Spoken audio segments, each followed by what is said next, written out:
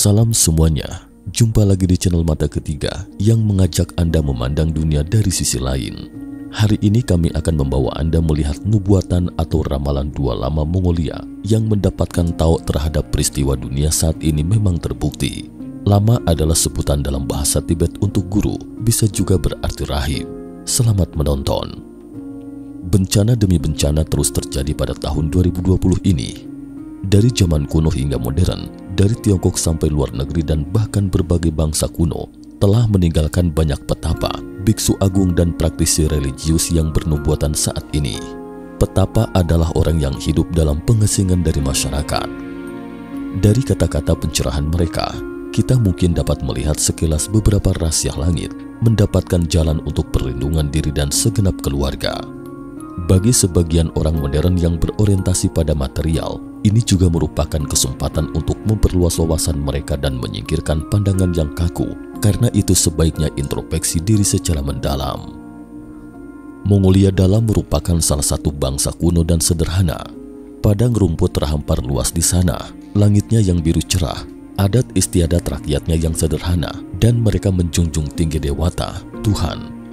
Selama beberapa generasi, mereka hidup secara nomaden di bawah lindungan para dewa. Ada banyak legenda ajaib di sana. Beberapa hari yang lalu, Minghui.com menerbitkan dua legenda ini. Ramalan dari dua lama Mongolia Dalam yang beredar di padang rumput Mongolia Dalam secara mengejutkan terbukti satu persatu, dan hanya satu peristiwa besar lagi yang akan segera terbukti. Percayakah Anda? Lama Teteng, Buddha terakhir akan datang untuk menyelamatkan umat manusia. Di sepanjang desa Liusu Yingji, Kabupaten Ningcheng, Kota Chifeng, Mongolia Dalam, ada seorang lama Mongolia bernama Teteng. Banyak hal yang dia katakan semasa hidupnya, tetapi orang-orang tidak mengerti pada saat itu. Namun kemudian apa yang dikatakannya satu persatu mulai terbukti. Sekitar tahun 1930-an lalu, Lama Teteng berkata kepada bangsa Mongol, "Jangan membeli tanah, jangan beli sekalipun harganya murah. Anda bisa membeli daging meski harganya mahal." Kerabatnya bermarga Cao yang tinggal di Chaishu Yingji sering membawakan makanan dan kayu bakar untuknya. Dia meminta mereka untuk menjual kuda yang mengangkut barang. Kerabatnya mengatakan, "Tuan Lama, kami menggunakan kuda ini untuk mengantar segala sesuatu untuk Anda. Tapi mengapa Anda menyuruh kami menjual kuda?" Dia berkata, "Suatu hari nanti seseorang akan mengambilnya di palungan kuda Anda." Lama Teteng juga mengatakan bahwa di masa depan jalan-jalan di tanah akan dipenuhi dengan minyak, langit akan ditutupi dengan jaring laba-laba, dan jalan-jalan akan ditutup oleh ular-ular yang merayap. Anda akan dapat menyaksikan drama-drama yang ditampilkan di Beijing di tempat tidur rumah Anda. Segala sesuatu yang ditanam harus diberi obat. Orang-orang di masa depan tidak bisa membedakan antara pria dan wanita. Saat itu, orang-orang tidak mengerti, jadi mereka bilang Lama Teteng gila. Lama Teteng memiliki 3 murid.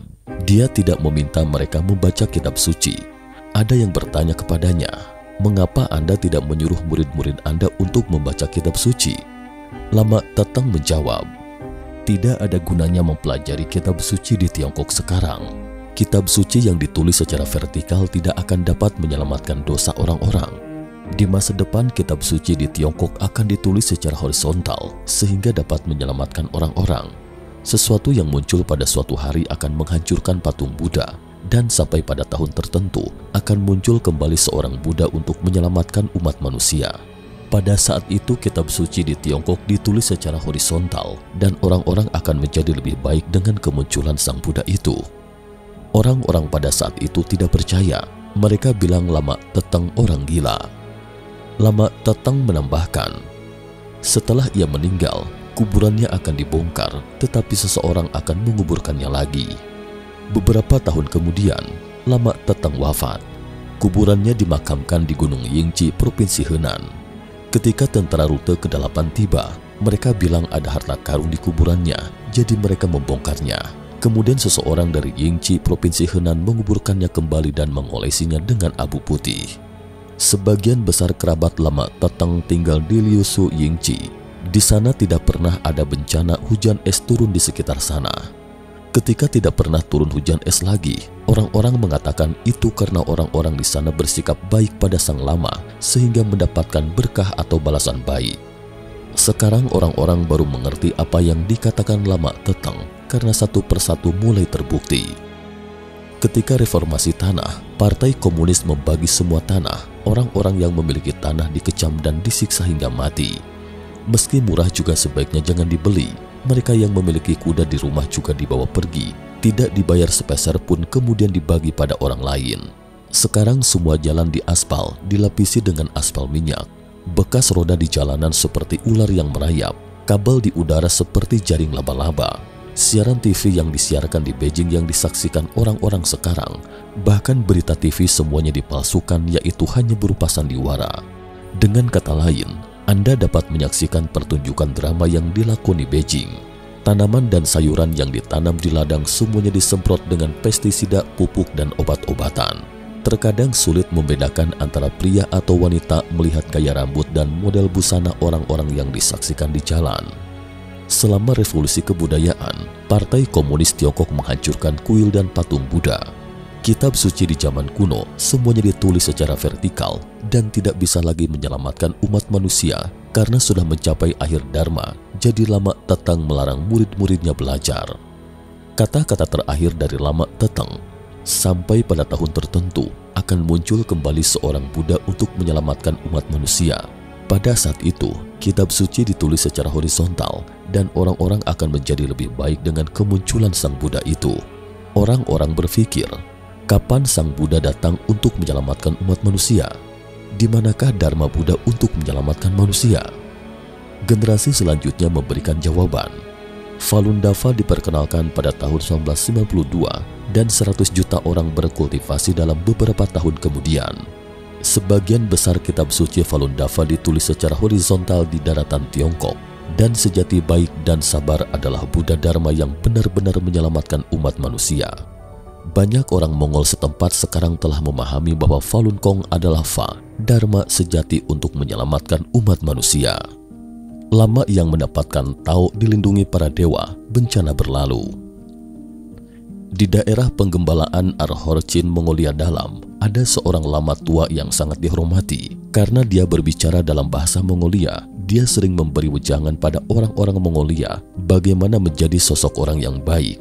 Jangan melakukan perbuatan yang melanggar prinsip kebenaran dan menunggu penyelamatan Tuhan. Lama tua itu mengetahui sebab dan akibat, mengetahui masa depan. Semua yang dia katakan mulai terbukti satu demi satu. Oleh karena itu, orang-orang yang memiliki masalah besar bertanya kepada lama tua apa yang sebaiknya dilakukan. Lakukan apa dia katakan, karena itu dia sangat dihormati oleh orang-orang Mongolia. Banjir tahun 1998 menyebabkan tanah longsor. Orang Mongolia menyebutnya pegunungan runtuh, dan itu memang seperti runtuhnya pegunungan. Banjir disertai dengan gemuruh lumpur dan bebatuan yang menggelinding, sungguh mengerikan, dan diterjang luapan banjir dengan kekuatan yang tak terbendung, membuat segenap rumah lenyap seketika disapu air bah yang menenggelamkan seisi desa. Pemerintah Partai Komunis Tiongkok yang melawan kuasa Tuhan juga tidak berdaya menghadapinya. Orang-orang yang tidak berdaya menghadapi bencana itu terkejut saat mengetahui bahwa rumah lama tua itu masih utuh. Perhatikan baik-baik, tanah longsor seperti langit runtuh dan banjir seperti binatang datang ke rumahnya. Seolah-olah ada perintah, mereka berpisah dan memutar di sepanjang sisi dan tidak ada air di halaman. Sungguh luar biasa. Malapetaka seperti itu meninggalkan rumah lama tua itu di tengah. Semua orang kagum. Lebih baik memupuk hati untuk menjadi baik hati, tetapi bencana alam menghindarinya. Lama tua memperingatkan, jangan pernah menghujat Falun Gong. Pada 20 Juli tahun 1999, Partai Komunis Tiongkok bagaikan momok air bah memicu gelombang merah berdarah di tanah Tiongkok, bahkan jauh lebih parah dari revolusi kebudayaan. Semua orang di jalanan dan gang mendengar siaran yang memfitnah Falun Dafa. Orang-orang yang memahaminya menganggap itu adalah sesuatu yang ganjil. Kenapa orang yang berbuat kebajikan dan percaya pada Buddha dikatakan seperti itu? Jadi hal itu ditanyakan kepada lama tua yang mengetahui sebab dan akibat dan masa depan. Lama tua dengan cemas mengatakan kepada mereka, jangan berbicara buruk tentang Falun Gong. Falun Gong adalah Fa, sejati dan suatu hari akan kembali. Lama tua itu berkata, Partai Komunis takut pada Falun Gong dan menindasnya ketika melihat Falun Gong telah meningkatkan jumlah orang baik. Juga dikatakan bahwa cepat atau lambat riwayat Partai Komunis akan berakhir. Dia, komunis adalah bencana merah dan Falun Gong pasti akan kembali. Lama tua itu juga meramalkan bahwa di masa depan semua orang akan berlatih Falun Gong. Penduduk setempat bergegas memberitahu satu sama lain dan antar kerabat saling berpesan, jangan menghujat Falun Gong meski Anda tidak berlatih Falun Gong. Lama tua mewanti-wanti jangan pernah mengatakan hal-hal buruk tentang Falun Gong karena Falun Gong adalah fak sejati dan Partai Komunis itu jahat. Kira-kira 2 tahun kemudian, lama tua itu berkata bahwa dia akan segera pergi. Kapan perginya? 2 burung kayangan akan datang untuk menjemputnya. Dari arah mana burung itu datang dan ke arah mana perginya, semua itu disampaikan dengan jelas. Dan benar saja, lama tua itu meninggal sesuai dengan hari yang dikatakannya. 2 burung kayangan juga benar-benar datang menjemputnya. Mereka datang dari arah yang dikatakan lama tua dan juga pergi ke arah yang dikatakan lama tua itu. Pada saat mengantar lama tua di rumah duka, sayup-sayup terdengar kumandang dewa dari langit yang datang menjemput lama tua. Suara kumandang itu membuat semua orang yang bergegas ke sana berlutut kepada dewa. Orang benar-benar merasakan keberadaan dewa tepat di ubun-ubun kepala mereka. Beberapa orang tanpa sadar meneteskan air mata ketulusan. Terima kasih telah menonton. Ikuti program kami berikutnya. Semoga mendapatkan inspirasi dari nubuat nuat yang kami hadirkan di channel ini. Terima kasih telah subscribe, like, dan share.